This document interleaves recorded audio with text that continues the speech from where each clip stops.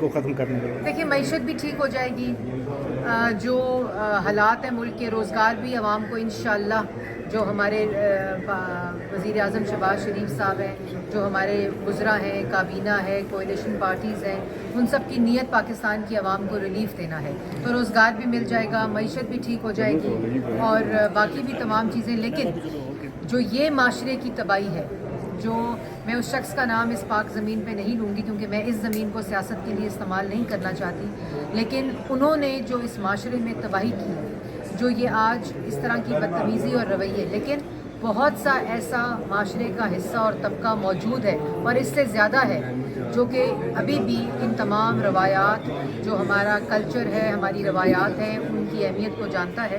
تو لیکن یہ جو چیز ہے یہ وقت لگے گا، لیکن انشاءاللہ یہ بھی اسی ہمارے مثبت رویوں سے ٹھیک ہوگا.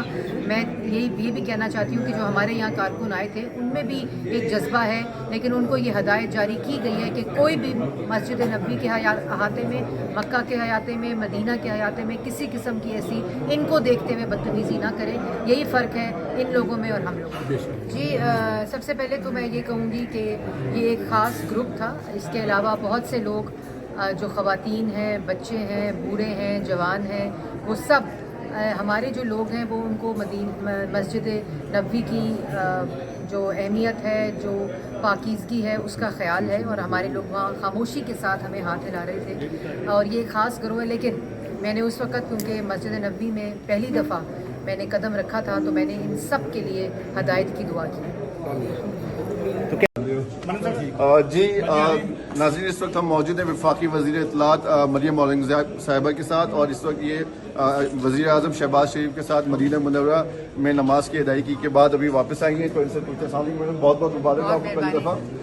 میڈم یہ بتائیں کہ آپ کا جو دورہ ہے سعودی عرب وہ صرف سیاسی مذہبی مقاصد کے لیے کچھ سیاسی مقاصد کی ملاقاتیں ہیں اس میں؟ نہیں جی، یہ کراؤن پرنس کی دعوت یہ بھی ہے، انہوں نے دعوت دی تھی اور آج ہماری پہلی حاضری ہے. مدینہ ہم لوگ لینڈ ہوئے ہیں اور یہاں بھی مسجد نبوی میں بھی میں پہلی دفعہ، جیسے آپ کو میں نے بتایا ہے کہ میں آئی ہوں، تو میں جذبات کا تو اظہار نہیں کر سکتی کیونکہ یہ چیزیں بیانڈ ورڈز ہوتی ہیں.